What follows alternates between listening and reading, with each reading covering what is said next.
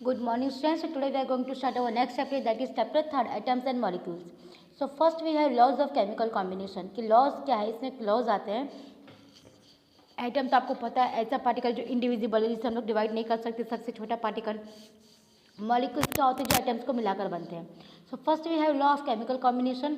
इसमें क्या बोला गया है कि लॉ ऑफ केमिकल कॉम्बिनेशन ये बताता है कि लॉ ऑफ कंजर्वेशन ऑफ मास कैसे होता है, कि रिएक्शन के पहले या रिएक्शन के बाद, है ना, रिएक्शन के पहले या रिएक्शन के बाद जो मास है वो सेम ही रहता है. और ये किसने किया था, देखो मैंने आपको लिखा हुआ है, आप देख लीजिए. Then next we have, then second we have law of definite proportion. Definite proportion क्या होता है कि रिएक्शन के लिए हमने जो भी एलिमेंट्स है या जो भी आइटम्स है वो जिस प्रपोजन में डाले हैं, रिएक्शन के बाद भी वो प्रपोजन उतना ही रहेगा, चेंज नहीं होगा. Then next we have that, देखिए मैंने बताया अभी फर्स्ट जो है वो क्या बताता है कि mass can neither be created और not be destroyed in chemical reaction. ना ही बनता है ना ही तोड़ा जाता है. जैसे देखिए C+O2 है, C का 12 ग्राम है और O2 का 32 ग्राम है, तो रिएक्शन के बाद भी वो उतना ही रहा, वो चेंज नहीं हुआ. सेकेंड में क्या है, a chemical compounds always consist of the same elements combined together in the same ratio. कि जो कंपाउंड में जो रेशियो है रिएक्शन के बाद उतना ही पहले एलिमेंट्स का होगा, रेशियो चेंज नहीं होगा. देखिए जैसे कि C12 ग्राम है और यहाँ पे 12:32 कार्बन और ऑक्सीजन का है, तो रिएक्शन के बाद भी वो 12:32 ही रहेगा, वो चेंज नहीं होने वाला है. Then next we have irrespective of the method of preparation or the source from where it is stable. अब यहाँ पे दिया गया है, देखिए one molecule of a compound water always contain same ratio. से रेशियो का बोला गया है, हमने यहाँ पे H2O का लिया है एग्जाम्पल. H2O तो H है उसका 2 है रेशियो और O है वो कितना है 16 है, तो 2:16 यानी कि 1:8. तो वाटर में H2O का रेशियो जो है वो कितना होता है 1:8 होता है. तो ये कुछ भी हो जाए ये चेंज नहीं होगा ऐसा. Next we have law of conservation of mass. कि देखिए solution of sodium chloride and silver nitrate are taken. हमने सोडियम क्लोराइड लिया है और सिल्वर नाइट्रेट लिया है अलग अलग, ठीक है. उसके बाद हमने क्या किया है कि उसे वे किया है रिएक्शन के पहले रिएक्शन के बाद भी.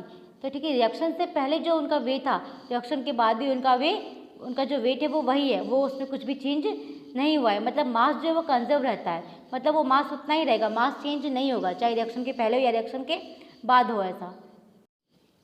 Then when the tube is weight, जब ट्यूब को वे किया है तो देखिए weight before the reaction is equals weight after the reaction.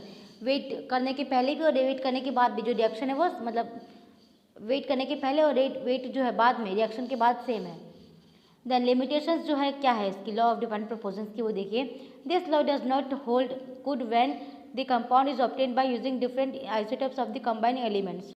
बोला गया है कि ये जो लॉ है ये कोड होल्ड नहीं करता है, कब, जब कंपाउंड जो ऑब्टेंड हुआ है ना उसमें एलिमेंट्स जो उसका आइसोटोप्स डिफरेंट है.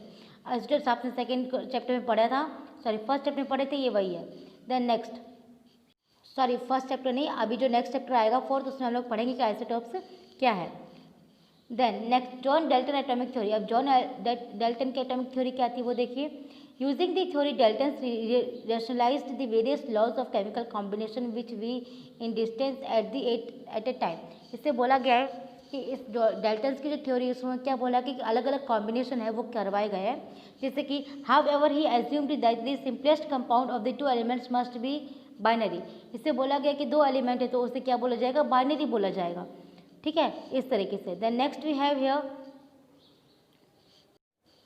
Atoms molecules ions and chemical reactions. जैसे एग्जांपल दिया है एटम्स है, मॉलिक्यूल्स आयंस या फिर केमिकल रिएक्शंस से. देखिए atoms, an atom is the smallest particle of an element which can take part in a chemical reaction. It many or may not exist freely. ये exist freely नहीं करते, ये freely exist नहीं करते हैं, reactions में पार्ट लेते हैं और सबसे छोटे पार्टिकल्स होते हैं किसी भी एलिमेंट के. देन नेक्स्ट है each item of an element shows all the properties of an element. हर एक आइटम जो है वो एलिमेंट की प्रॉपर्टीज शो करता है यहाँ पे, चाहे वो कोई भी आइटम हो और किसी भी एलिमेंट की प्रॉपर्टी शो करेगा. Then molecules, the smallest particles of matter which can exist in a free state. ये smallest particle है मैटर के जो फ्री स्टेट में एग्जिस्ट करते हैं. ये सब these substance are the properties of its, इसकी खुद की प्रॉपर्टीज होती है, किस तरह की प्रॉपर्टीज नहीं शो करते हैं. Then molecules of element, the molecules of one element are constituted by the same type of atoms. मतलब सेम टाइप के जो आइटम, जैसे हाइड्रोजन है तो हाइड्रोजन से ही बनेगा तो H2 हो गया, O है तो ऑक्सीजन के साथ जुड़ेगा तो O2 हो जाएगा, तो वो मॉलिक्यूल्स होते हैं और वो सेम आइटम से ही बनते हैं. Then next we have molecules of compound, कि मॉलिक्यूल्स क्या है कंपाउंड के। So atoms of different elements join together in different defined properties to form molecule और कंपाउंड्स। अब क्या होता है कि एटम्स है, ठीक है, वो अलग अलग एटम्स है, वो एलिमेंट्स जॉइन होते हैं, उनके फिक्स कंपोजिशन होते हैं कि इतना एलिमेंट है वो इतना ही आएगा, उसे बोला जाता है molecule of compounds. Then atomicity, atomic number जो है, ये जो है इस डेफिनेशन से ही आपकी बुक में भी दी गई है, आप इस बुक में से भी मतलब देख सकते हैं। So the atomicity the number of atoms content in a molecule of a substance is called its atomicity. मतलब एटम्स जो है, जो एक मॉलिक्यूल में जो किसी भी सब्सटेंस के मॉलिक्यूल में कंबाइन होते हैं, ठीक है, कोई भी एलिमेंट है या कोई भी मॉलिक्यूल है, वो एटम तो कंटेन करेगा ही, उन एटम के नंबर्स को एटोमिसिटी बोला जाता है। नेक्स्ट भी है based upon atomicity.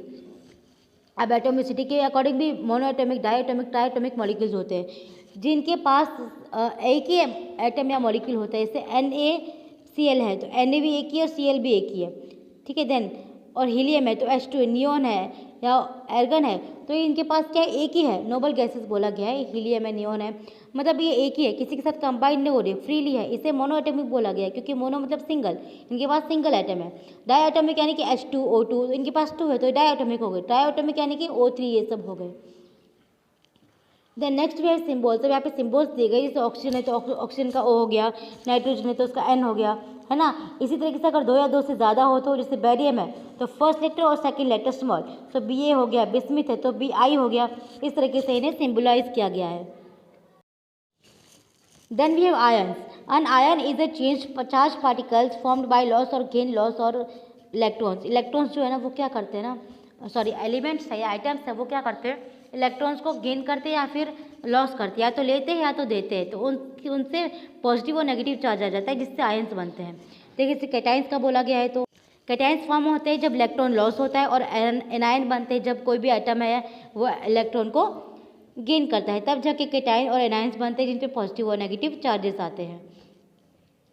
Then we have polyatomic ion. अब इसमें क्या बोला कि एक ग्रुप है एटम का, ठीक है, जिसमें a change is at polyatomic ion, मतलब एक से ज़्यादा, ठीक है, एक से ज़्यादा एटम्स का ग्रुप होता है, उसे बोला जाता है पॉलीएटॉमिक आयन। देखिए इसे NH4 है ना, फिर CO3 है, तो इनमें क्या एक से ज़्यादा है तो इन्हें बोला जाता है polyatomic ion. Valency, the number of electrons which can atom share और gain with another atom to form a bond. मतलब क्या है कि एक एटम है वो दूसरे एटम के साथ अपना बॉन्ड बनाता है, इलेक्ट्रॉन्स या तो शेयर करता है या तो गेन करता है, उसे बोला जाता है वैलेंसी। Then chemical formula. अब यहाँ पे केमिकल फॉर्मूला कैसे बनाते हैं वो देखिए कि केमिकल फॉर्मूलाज है, जैसे कि सोडियम क्लोराइड है तो सोडियम क्लोराइड को हम लोग NaCl लिख सकते हैं, है ना। तो ये सब क्या हो गया, केमिकल फॉर्मूलाज है जो अलग अलग दिए गए हैं सभी आइटम्स या कंपाउंड्स के लिए। Then mole concept. अब ये क्या है, the mole concept is the amount of a substance that contain as many elementary identities. Mole concept में बहुत से अमाउंट होती है सब्सटेंस की, कि कौन सा सब्सटेंस कितना है किसी भी एलिमेंट में या कंपाउंड में, उससे उसका मोल कंसेप्ट बोलते हैं, कि उसका मास को टोटल मिलाकर बोला जाता है, मास के अकॉर्डिंग पहचाना जाता है। देखिए जैसे कि यहाँ पे एटम्स का बोला गया है कि एग्जैक्टली 12 ग्राम है कार्बन का कितना है, 12 ग्राम है। तो एवोगैड्रो कांस्टेंट, एवोगैड्रो एक नंबर है जो कांस्टेंट रहता है, कभी चेंज नहीं होता, वो 1 मोल के इक्वल है। कि अगर मैं बोलूँ कि कार्बन का 1 मोल कितना है, तो 1 मोल यानी कि 6.022 इंटू 10⁻23 पार्टिकल्स, मतलब 1 मोल में इतने पार्टिकल्स होते हैं, है ना। देन सब्सटेंस से वो एलिमेंट या कंपाउंड से बड़ा है, पार्टिकल से वो भी आइटम या मॉलिक्यूल से बड़ा होता है, ठीक है। तो वैसे ही जैसे 1 मोल है तो वो कितना हो गया, सोडियम की बात करें तो 23U यानी कि 6.022 इंटू 10⁻23 एटम्स, उसका एटॉमिक मास और ये एवोगैड्रो नंबर दोनों सेम ही रहेगा, चेंज नहीं होगा। देन वैसे अगर हमने यहाँ पे H2O का लिया है तो H2O का मॉलिक्यूलर मास कितना है, 18U है, और वैसे इसका 1 मोल का कितना हो गया, 6.002। तो मॉलिक्यूलर मास है और ये दोनों क्या है, एक ही इक्वल होंगे, सेम, मतलब सेम तो नहीं बोल सकते पर दोनों को इक्वल माना जाता है ऐसा। देन हमारे पास आता है ग्राम मॉलिक्यूलर मास। अब इसमें क्या बोला गया है, gram molecular mass is the mass in grams of 1 mole of a molecular substance. Gram molecular mass मतलब क्या होता है कि एक पूरे सब्सटेंस में कितना मास है, चाहे कितने भी एलिमेंट्स, उन सभी एलिमेंट्स को प्लस करके जो मास आता है उसे ग्राम मॉलिक्यूलर मास बोला जाता है। एग्जाम्पल दिया हुआ है, देखिए जैसे 28 ग्राम दिया हुआ है, अभी 28 ग्राम यहाँ पे किसका दिया है, N2 है ना, इसी वजह से, क्योंकि N का है, अकेले का कितना होता है, वो उसके अकॉर्डिंग दोनों को प्लस करके यहाँ पे दिया गया है। Next atomic mass unit. अब एटॉमिक मास यूनिट क्या होता है, तो जब से हम लोग बोलते हैं सभी की यूनिट्स होती है, जैसे हम लोग बोलते हैं कि डिस्टेंस को बोलते हैं मीटर में, किलो, ठीक है, इस तरीके से किलोमीटर है, इस तरीके से, तो ऐसे एटॉमिक मास भी यूनिट होती है। और एटॉमिक मास की जो यूनिट है उसे हम लोग डिनोट करते हैं AMU से। पहले AMU से करते थे, और अब उसे किससे डिनोट किया जाता है, सिर्फ स्मॉल u से डिनोट किया जाता है एटॉमिक मास को। Then next we have molecular mass. Molecular mass में क्या है कि सपोज कोई भी एक कंपाउंड ले लिया हमने, NH3 ले लो, ठीक है, या फिर C2H5 ले लो, कुछ भी ले लो, तो उसमें क्या होता है कि कार्बन है, हाइड्रोजन है, जैसे कि NH3 है तो नाइट्रोजन और हाइड्रोजन दोनों है, तो दोनों का मॉलिकुलर मास निकाला जाता है, उसे बोलता जाता है मॉलिकुलर मास उस सब्सटेंस का, उस कंपाउंड का। और वो कैसे निकाला है मैं आपको बताऊँगी, देखिए आगे दिया गया है यहाँ पे। जैसे फर्स्ट बोला गया कि convert 35 gram of aluminium into मोल, कि 35 ग्राम है उसे मोल में कन्वर्ट करना है, तो हम लोग क्या करेंगे, मोलार मास। मोलार मास यानी कि एल्यूमिनियम का कितना है, 27 ग्राम है। 27 मतलब इसका जो, जैसे एल्यूमिनियम 13 है ना, तो उन दोनों को प्लस किया तो 27 आया, इस तरीके से, ठीक है। उसका डबल करना होता है, जो एटॉमिक नंबर है ना उसका डबल कर दो तो मोलार मास आ जाएगा। तो अब क्या करना है, 27 ग्राम यानी कि 1 मोल के इक्वल है, तो अब 1 मोल तो हमें दिया गया है 35 ग्राम, है ना, तो 35 ग्राम इक्वल्स 1 मोल अपॉन 27 ग्राम। तो इस तरीके से सॉल्व कर दो तो आ जाएगा 1.3 मोल ऑफ A1। बस ग्राम को मोल को डिवाइड कर देना है। सेकेंड में भी वैसे ही है, मोलर मास SiO2 को दिया गया है 60.1 ग्राम, है ना, तो 1 मोल 60.1 ग्राम के इक्वल होगा। तो अब क्वेश्चन में जो दिया गया है 0.8, उससे मल्टीप्लाई कर दो ये जो इसका जो ये मोलार मास है उससे, और डिवाइड कर दो 1 मोल से। 1 मोल यानी कि 2.06 वाला जो हमने किया है 2.06, जो एवोगाड्रो नंबर है 1 मोल की जगह वो आ जाएगा। तो ये डिवाइड होके मल्टीप्लाई होके सॉल्व कर दीजिए। अगर आप सॉल्व कीजिए, आपको नहीं आता तो मैं बताऊँ, क्योंकि सॉल्व करना बहुत ईजी है। आप ट्राई कीजिए, आपको नहीं हो रहा है तो फिर मैं बताऊँगी, आप बताइएगा मुझे, मैं आपको बताऊँगी। देन थर्ड है, देखिए अब जैसे how many mole of CO2। अब CO2 का कितना है, उसमें 55 ग्राम लीटर में या ग्राम में जो भी है, तो 22.4 लीटर है, ठीक है। अब ये 1 मोल के इक्वल है। अब 1 मोल में कितना होता है, 2.603 ऐसा होता है एवोगाड्रो कांस्टेंट। तो 1 मोल की जगह क्या कर देना, एवोगाड्रो कांस्टेंट लिख दीजिए, डिवाइड कर दीजिए, आंसर अपने आप आ जाएगा, है ना। जैसे 1 मोल की जगह मैंने एवोगाड्रो कांस्टेंट लिख दिया, दोनों को मल्टीप्लाई कर दीजिए, फिर जो आंसर आएगा उसे 2.4 से डिवाइड कर दीजिए, आपका आंसर आ जाएगा। Okay, next we have here calculate number of molecules in 200 gram of N2O। अब 200 ग्राम जो N2 है उसमें नंबर ऑफ मॉलिक्यूल्स कितना है वो करना है। तो इसका मोलर मास कितना है, 44 ग्राम है। सो फाइंड आउट करने के लिए हमें पता है कि 44 ग्राम यानी कि 1 मोल के इक्वल है, तो वैसे ही करना है 200 ग्राम इंटू 1 मोल यानी कि 6.022 इंटू 10⁻23 अपॉन 44, डिवाइड करके मल्टीप्लाई कर दो, आपका आंसर आ जाएगा। वैसे सेकंड है, सेकंड में हमें क्या करना है, 1 मोल नंबर ऑफ मॉलिक्यूल्स है वो फाइंड आउट करना है। तो वो कितना होता है, 6.02 इंटू 10⁻23 तो होता ही है ना। तो जो आंसर आया ना उसे डिवाइड कर दीजिए, तो आपके नंबर ऑफ पार्टिकल्स है वो आ जाएंगे। नंबर ऑफ पार्टिकल्स के लिए डिवाइड करना पड़ता है। Then next we have calculate the number of aluminium ions present in 0.051 gram of. इसमें बोला गया कि इतने में जितने मतलब आयंस से प्रेजेंट है वो निकालने हैं। हमें अमाउंट दी गई कि एल्यूमिनियम इतना है, उसमें कितने आयंस हैं वो निकालने हैं। सो देखिए मोलार मास कितना है, 102 ग्राम हो गया।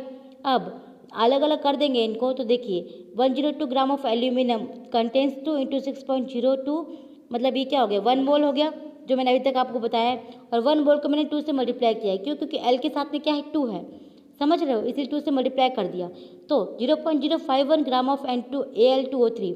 अब वो कितना कंटेन करता है इतने में वो देखिए, तो क्या करेंगे 2 इंटू 6.02 इंटू 10⁻23 जो है उसे 102 से डिवाइड कर देंगे और मल्टीप्लाई कर देंगे 0.051 से।